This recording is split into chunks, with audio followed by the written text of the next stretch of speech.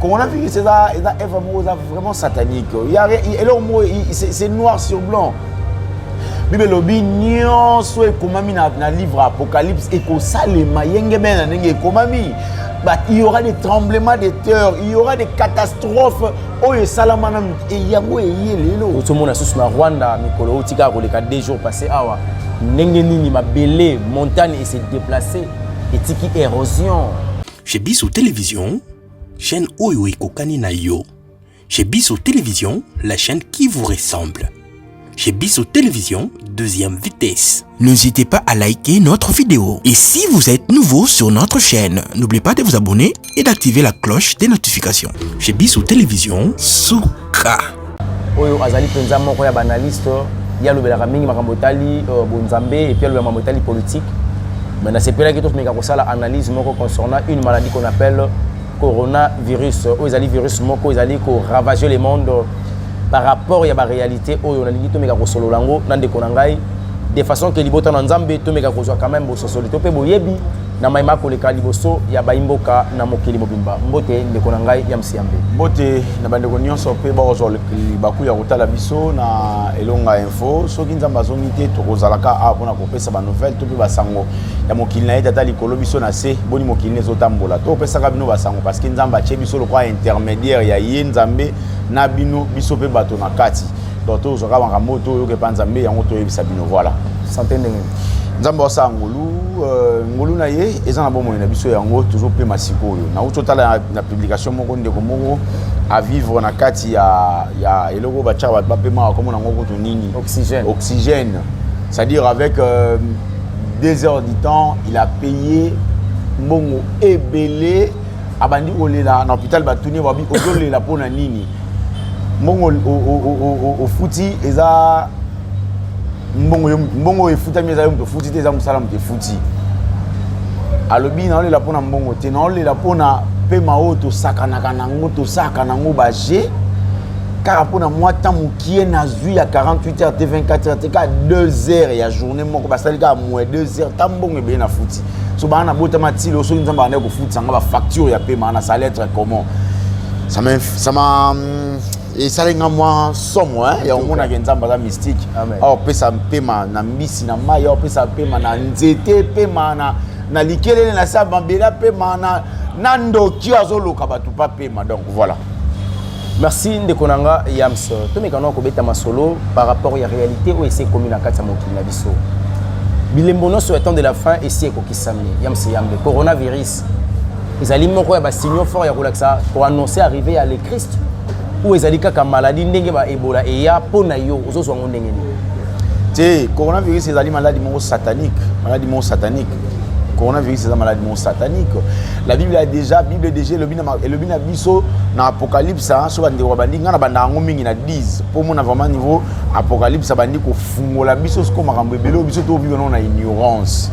To vivre na ignorance ndeko longa na biso na bina ko bina niveau ya soki batamoki po moni yango na lobaka ngaza ka so na sambela so na sisi na bibina ma misu na prière na bi nzamba zwanga na kelema mo masumu eleki trop na moki. Oyebo raposaliwa. Te ko ezaka posaliwa te ezalaka ozana kata bo sainteté moko boye oluka olongola kata bo sainteté on a pour kini mamo na lieu saint amen ole ya kolongola kata bo sainteté obimi bokutani na ser moi mela yo mbongo omoni oyoki kanda mais ça rien limbisa te okosala nini vous voyez donc pour dire que coronavirus c'est vraiment satanique c'est noir sur blanc. Bible lobi nyonso ekomami na livre Apocalypse ekosalema yenge bena ndenge ekomami. Il y aura des tremblements de terre, il y aura des catastrophes. Oyo salamana e yango eyelelo. Otomona susu na Rwanda mikolo otika koleka 2 jours passés awa. Ndenge nini mabele montagne et se déplacer et tiki érosion. Mabiloko wana ouais na moni yango. Libota na nzambe basosola ngo ndenge nini. Non, nga déjà na émission sous non ça dans le bana batu. Le roi la Bible dit Jésus revient bientôt et préparez-vous pour l'enlèvement. Nga no yebisa batu ke Bible le binzamba Jésus azaki ni beau ni attirant. Quand nga lobaki na roya le roi Moïbi, na roya le roi nani c'est possible tous appeler na Jésus aza. Depuis qu'il est parti, il a fait que 2 jours, hein, beaucoup de gens ne savent pas. La Bible reconnaît 1000 avant un jour et pas Nzambé. Bon, Jésus depuis accueilli, il nous a promis, je reviens bientôt. Mon cher, d'accord, je fais quelque chose ici, je reviens bientôt. Nabimina kutani pe kuna boya mususu moi empêchement et ça dit que nazongi leloté mais au cause en inquiétude de quoi yete ndeni mais oyebi ya no yaki na kola la pele na tongo na yo lukao oza surpris oh Jésus na bisa yo no ya. Vous voyez, alors Jésus il est parti pour revenir à ça dit qu'à 2 jours de accueilli mais tous là ça 10 jours quoi. Tout était dit, tout était écrit, tout est fait déjà. Nyonso elobamaga et salami déjà. Et là on montre dans le bateau que coronavirus wana. C'est ça maladie moko elobama déjà depuis 1955. Ah bon? Nathalie yango na ba livre. Et ça maladie elobama depuis 1955. Aujourd'hui 2020. Vous comprenez? Et puis et ça qui déjà il y aura il y aura une année identique. Oyezala kaka ndenge moko to le 2019 t 2020 donc il a 2020 ndenge comment maka na livre wana que 2020 1555 coronavirus ezalaka yango est revenu au lelo. Après coronavirus, le monde de ténèbres ou Lucifer va préparer encore virus moro ya makasi koleka coronavirus. Déjà comme ça liboto nzambe que va se préparer à conséquence corona zo le kanaye. Mais après il y aura encore quelque chose qui viendront bande onanga na zo sabino et vous allez compliquer. Oui, il faut que ça liboto nzambe va se préparer ndenge nini. Va bo somba biloko va bomba na ndako. To ami bo bami lengele sur le plan spirituel. Non, ko somba biloko pona bomba na ndako da problème ti. Bible le bin Apocalypse moi na nzambe akoya ozoba oya yeba tambolaki na sembo na se ya limemia na ye na sa limio na ye akokenda ba o wana ba o otikala awa ba ko umela tamula yi ko umela wana ba luka eloka kolia ye koma po somba foza na puce wana to mona ngo Bible lobi yango même ke bozala na front Bible komi yango bozala na front na bino soit na loboko na bino mobali ba komi 666 en chiffre. Lelo déjà na Dubaï, je ma nièce à Dubaï. Hier elle m'a appelé pour me dire oncle ba opesa biso ba vaccin, mais vaccin wana ba opesa yo pour na coronavirus, ba opesa biso ba sisi ko pesa au vaccin, faut ba beto caché na loboko à droite. Et à tous mes collègues na ye, caché yango boningo beta biso tina nango eza nini. Et c'est yo zo banga caché, yo yebite ke na ba carte o to sali la awa. To ça déjà lié na carte à loge. Aye kotindela nga natali carte na bango baza nango wana papa nanga likola carte batie aigle o aza na forme ya pyramide lelo oyo 666 auto yoka lisolo na Dubaï ezobanda et puis na mboka na biso kala mingi te ba koyoka ke ba déjà na États-Unis déjà système ya puce wana ya oyo bango ba oloba wana po somba au kin hôpital assurance maramutu faut en la piste déjà Barack Obama a voté loi wana donc etikali ka ezala en application et c'est le moment déjà Satan déjà zu par na ye Satan on est de comme boya en tout cas dans attend soit de wana mingi ici d'orange na bise na bi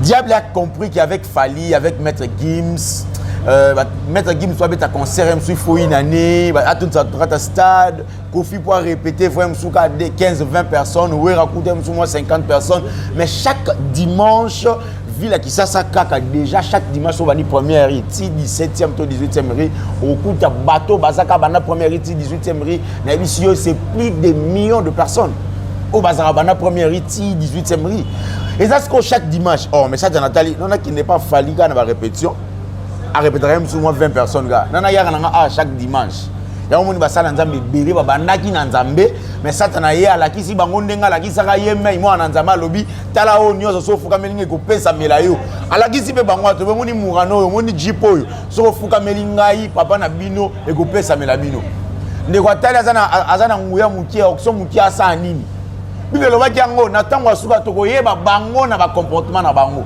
na bizaleli na bango na ba acte na bango lelo to moni ba acte ba pasteur lelo to moni ba bizaleli ba pasteur lo lenge nini ba se comporter pasteur ote ba ndimi o lo baki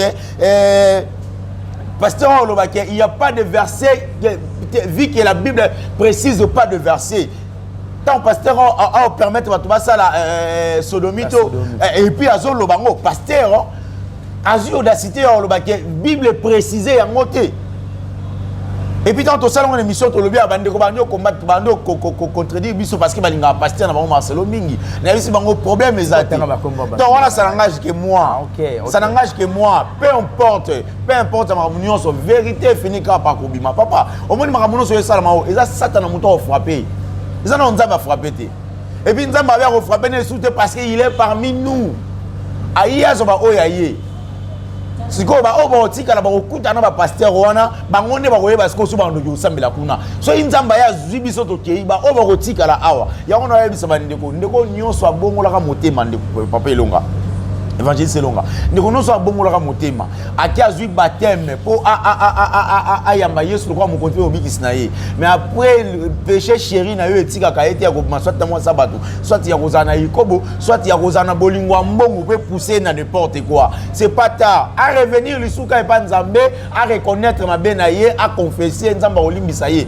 pour ni bilo David azaki l'homme selon le cœur de Dieu parce que à chaque fois David annonce ça mabe il est allé plus loin Bible lobi ko moi ça moninga na hote moi ça mututé David a Misa Yuri pour récupérer oui atali ko na bio moi si wala kito beneni ozi voya na boy fait chose bien hein moi ça nani ote moi ça soda ah motibe mai akeya ke kuna yo kufa kuna po ya tika na moi sinaye mais quand il a reconnu ses erreurs il a rien à makolo atata bandeko nyonso baosala makambo wana bandeko nyonso baovivre na kati ya makambo bapasteur bandoki basataniste baoyebisaka bango basala pasteur aoloba soki olingi ozwa baverse mosusu oya na bureau oki opesa biso cours ya sociologie to oyo opesa biso bonzambe papa moto ata aza na kati aza na maladi oyo eza impossible epa nzambe impossibilité ezaka te oyo ozaka na faiblesse sexuelle nzambe kaka moto abikisaka mpo kisi wana baosala elomela euta na banzete nzambe asala donc nzamba yabi yaso bazini c'est manga na nzeta paipai ba sangisi et pesa kisi mobwe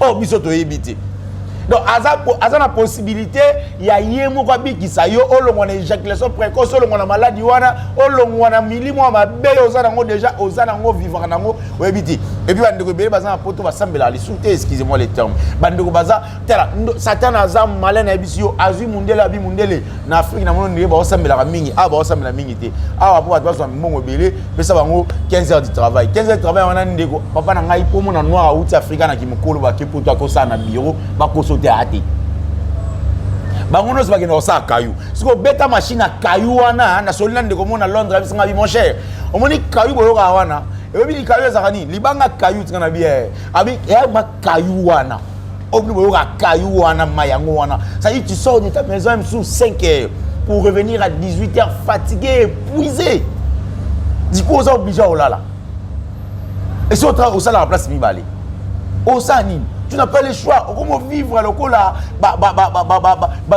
bazo sali son autres na makase pour ça obligé que musala parce que tant que bande ko sa bongo tant que église zate tant aussi ma bible zate parce que bible lobby médite elle nuit et jour que ses parents ne s'éloignent pas de vous tu na bande ko bana poto so ba s'éloigner na bible na bongo même si okutu bazwaka tata ya bible té.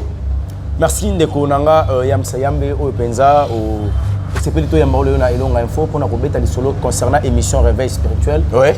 To komi ko kita. Na lingi motuna ya suka to tuna ndenge makambo za ko lekana kati ya mboka na biso.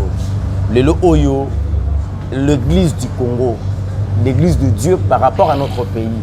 Est-ce que l'église a failli par rapport à sa mission ou l'église commence déjà à préparer l'église prépare, le pasteur prépare déjà l'église pour l'enlèvement? Non, il y a de ceux, papa, aujourd'hui, mis sur mon lit, mon zamba pesa rabiso, au mati likolo.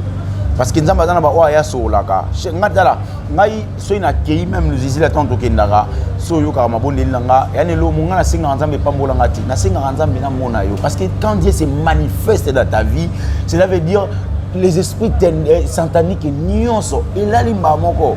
Donc bandeko ba lukande ba senga ka nzambe ngelo sala nga pasi ta una fanda na tangi la Bible dit mon peuple périt par la manque de connaissances etika ngai na comment raisonner Bible le la manque de connaissances a nini obiso to anango o tozana bozangi boyebi to anango za nini vis-à-vis ya nzambe eloko ani bandeko lekelanga to yo comprendre le loke to ki nous sommes na église oyo bi bo continue église tango kotiska lo konaka église mbamo bazui yo mobimbo komi ya bango église le roi ya bandeko le roi bazana ba limité wana église ya ba pasteur ebelo eza wana ba pasteur Marcelo ba pasteur Atoms ba pasteur ebele na otanga bango so ba oedepo wana aza parmi oedepo wana aza parmi ba grands satanistes africains na iti ya parmi les 2 pasteurs africains ya azali. On se confirme au ndenge. Oh mais il y a des images ils ont circulé bazana ba signe 666 basalaka bazana ba marque na bango déjà satanique ba signe to monaka bana basa ba Jezabel baza représenter le na Jezabel ba Nicki Minaj ba Beyoncé soko moni bo monaka oh Satan siko ya moi aussi. Parce que bandeko bandeko na biso libota na nzambe bazo. Alors ba signe wana o bandeko basi wana basala to mona ngwe ba bateau bazo représenter kolo o baza lokola ba Bible lobi c'est lui qui reçoit un serviteur de Dieu dans une qualité de serviteur de Dieu, il est béni lui et sa maison. Tant bino bo yamba moto na nzambe bo moni ke to yambi pasteur na biso Marcelo Tunasi boza béni parce que moto na nzambe. Et bon so yambi siko pasteur mais azana kata bo sataniste. Atiki mbamo Satan ndako na bino ça le savoir tant bino bando so projet na bino a vie allez Satan le roi zaka wana batiki ya pas pasteur bino boyebité bo ba yemsuke photo tina indira grandi poto yona na tela bovandi Satan na batiki ya na ndako comment na pas cité mbongo ka tango yebwe mbamo ka zwa ngo rapide abelisi indira grandi abengisi tuberking. Voilà de voilà ya comment moi on a rendu compliqué. Mais comment moi on a fait les gars Burger Queen. Ah, yo Canada yo moko. Yo papa. Les Burger Queen. Voilà, les kolibota manza baza ko tabaye ba ressemble ndenge nini pe wapi. Au même baye koli ba tunaka pe maître Christ la tso comment ressemble ndenge Jean-Baptiste Alexandre pe baye koli na. Ouais. Parce que bango ba rumba luka koyeba ba sambela wapi. Ba kina église ya nani. Yo muto za na kata Kinshasa. Tu connais au moins quelques réalités. Et tu connais au moins les réalités qui se passent dans ma fausse église, dans ma vraie église. Basambela wapi pe lolengeni. Papa, Bible lobi nzamba ebisi Pierre, na bengi yo Pierre, tepo na benga yo Pierre ya Kombo, na bengi yo Pierre ya Libanga parce que c'est à toi que je vais bâtir mon église. Cela veut dire nzoto ya moto liboso ya ngondeza etumbe le sanctuaire ya Nkolo. Et le roi liboso no yango wana. Soto kendaka na bandako biso to benga église ya mama Olangi. Balongo elongo église ya Nzambe comme église ya mama Olangi. Ya on va père son âme te pona moli monete soki za parce que yé pas ça ina Nzambe na balolenge abandaka na Nkolo masuka na Nkolo te. Église ya mama Olangi, église ya pasteur Nzambe nani oyo, église ya pasteur akombe goya, église ya pasteur Louvre et Kaola. Musaka na bango bazwaka ba ser bako musaka bango ba sentaka ba ser. Ana mwasi na ba église belé no so ya ba limité na bango nyonso bana basi na bana libanda. Ba église no so mwana limité wana. Tolo bana ba la peuple de Dieu te pour pas se décourager ba lo bato resembler wapi. Non. Parmi de mauvais pasteurs, il y a ceux qui servent les tout puissants Dieu dans la vérité. Baluka nzambo ya vérité. Si il faut bola la web nzambe to sambela wapi. Biso to kena luzizi la chaque jeudi. Chaque jeudi to kenda ko luka ka nzambe. To yebisa o peut-être yaka bana ko sambela sujet ya tata mosa ibaki onini te. To ke yo moko sambela luka nzambe na yo ayebisa o ndenge yo lingi atambusa o. C'est fini la moindre des choses. Mais biso no to za guider l'esprit moko o ya nzambe. Ko yate na église ba yebisa yo zwa mai salaboy. Oh Bible lobi muto azana makila zo seigneur asimbi Jésus sans Jésus kuta yeba. Jésus a dit que zo mai chana makila na place makile katana. Non. Mais aujourd'hui, comme pasteur Azo Yamba de 10h à 14h, tant que le pasteur Yamba Oyebo, avant que un prophète au fond du pasteur, appel de consultation d'abord prophétique. Consultation prophétique, ça lui appel de fonds sur place. C'est une bonne construction église. Papa dit on va construire église après on va construire église en haut tant que ici va livrer parcellaire, va tirer en famille na bango. Voilà, on touche à la fin. Je dis un grand merci à bande connaissance sur Liboto na Nzambe Bolanda Kibiso. Tokomi penza na suka na réveil spirituel de Koyams. Un mot par rapport à Liboto na Nzambe et puis votre numéro de téléphone pour bande Bolanda. Nzambe azana biso déjà, Nzambe azo vivre na biso déjà. La Bible le aza omnipotent, omniscient, omniprésent. Azana Nzambe azana biso awa lelo na ville ya Kisasa na Afrique centrale. Azape Nzambe azana yo esiko ozo talanga wana. Atape so ozana monde à ténèbres. So ipoza na ba logier ba Nzambe asali corona na se ya mabele a omona na kata logier esiko osambela. Pour me zate na kata misano zo sala. nzambe soka a délivrer yo kuna a olongola yo il suffit à yo quoi on dit maga nzamba bomoi a oti olongolo place oza soko yamba yesu te benga papa elonga za wana apeso ba directif comment roluko yamba yesu na bomoi na yo soko yamba ka po olongwaka senga nzamba zongi so na makolo na ye soka bebisa alliance voilà parce que bande ko belé bazo bebisa ba alliance na bango na vie ya bolingo mbongo apocalypse elobi ne soyez pas amoureux de l'argent. Soyez plutôt na bolingo nzambe po nzambe naza na or, diamant, cuivre, colbate, mine. Nyonso za ye, yo zo ngaka mine bo sani nzambe. Donc voilà, et là on a vu ça peuple de yangwana bozonga na kati nkolo Jésus Christ aza déjà na kati ya mabele azana biso na planète terre. Jésus Christ azana biso so yeboyebite. Alobe oyati, jour oyati, bo sutuka kamba moko enlèvement trompette beti ale, enlèvement mbala moko bo kama tant bo moni ndeko yam sazo mata. Tant to mona ndeko Michael amba na ndeko Moïse mbiye ba mata boy. Ba mo Kofi pe akotia Kofi olomide pa koboya. Parce que Kofi alobaki soki Michael amba na Moïse mbiye ba kelola, yebe fa kelola. So tant que ke comment il a na mona Moïse mbieba kinga na tigala et créer sous trouble c'est le moment ya ngoyo bozonga kati na nkolo bokufa kati na nkolo voilà là on aurait Sabino c'est plus 243 89 59 38 3 c'est mon numéro WhatsApp soit vous m'écrivez sur Facebook Yambe écris-moi seulement continue nga demande de parce que na commis satirer na ba compte Facebook nyonso donc comme nga Yambe au commis un message normal soit au pesinga yu mbote na WhatsApp rosolola to pesa na ba directive to pesa na ba idée to za batu nzoto eza nzoto molimo za molimo to sola plus to pesa na ba idée comment to kova na likolo na loboko tata to za la kimia yenge bene to yembaka ozana ke opela moto ezo pela me bozika te okufi ogangi Jésus aobeto karamoko. Merci ndeko Yambe nzamba pambola yo libota na nzambe bozala béni. Par rapport à l'émission Réveil spirituel au Tosaï la Kibino, tout aussi dans la Libota Nzambe que le moment est arrivé au Ayamba et sauté Ayamba Jésus Christ. Et le bien de connexion frère Yam Yambe benga sur le téléphone, tu peux bandengi tu reçois de façon que tu peux sa orientation conformément au niveau centre, nengi azakotine d'abisso to ebisayo, ndeko o azana ba problème ezali kolekela yo ezakotungisa yo même si coronavirus et c'est côté dans autres nayo na yeli ko antivirus ezali kombo ya Yesu pe makila ya Yesu Christ. Yango zali véritable antivirus bolukango misika mo société et pas y a ba vrai il suffit on dit mais la mettre Christ comme Seigneur et sauveur personnel la vie na yo tu seras sauvé au bengi biso na numéro de téléphone vous allez mopanzi to kozanga te ko solo na yo bande konanga soki ko sa jongi te to komona à la prochaine restez bénis bye bye. Chez Biso Télévision, chaîne oyo ekokani na yo. Chez Biso Télévision, la chaîne qui vous ressemble. Chez Biso Télévision, deuxième vitesse. N'hésitez pas à liker notre vidéo. Et si vous êtes nouveau sur notre chaîne, n'oubliez pas de vous abonner et d'activer la cloche des notifications. Chez Biso Télévision, Souka.